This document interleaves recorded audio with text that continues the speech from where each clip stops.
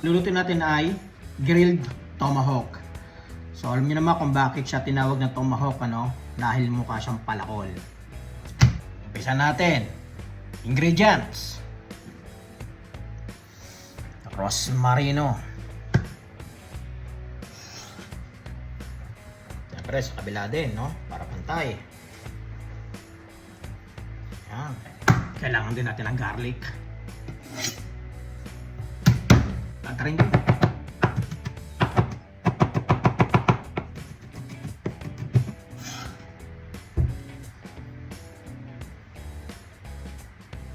Tatarin.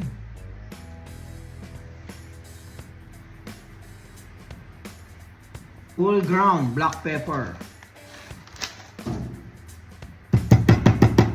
Press lang natin.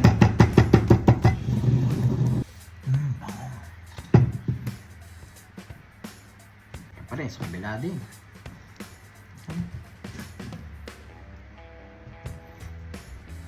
Ayan, massage para kumapit ang lasa. Lagyan din natin ito. Okay? Barbecue steak. Oh, try natin.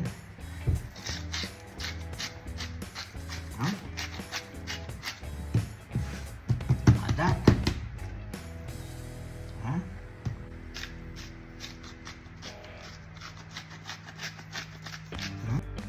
Olive oil. Siyempre, para hindi tuyo, no? Ilan.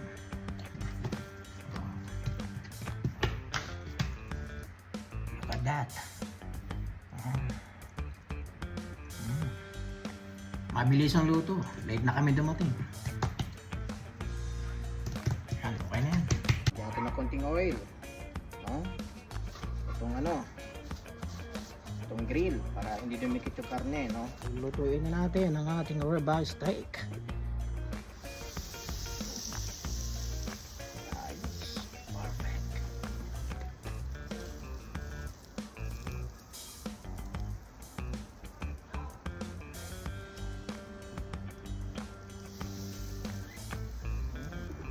So, tapan natin, no?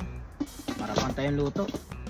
Pre, habang hinihintay natin maluto yung ating grilled tomahawk ribeye, gawin na rin natin yung ating side dish, no? Yung ating mashed potatoes. So, napakadali lang naman to gawin, no? So, syempre, milk lang.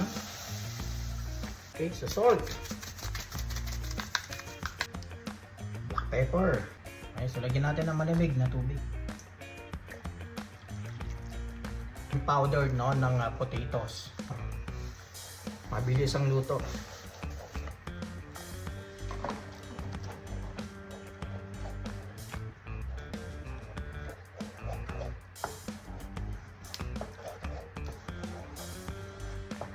Okay, so lagyan natin ng butter.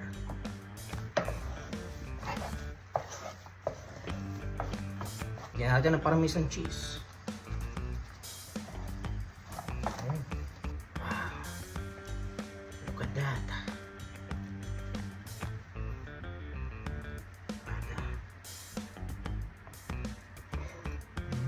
Palamigin mo natin ng mga 10 minutes bago natin i-cut.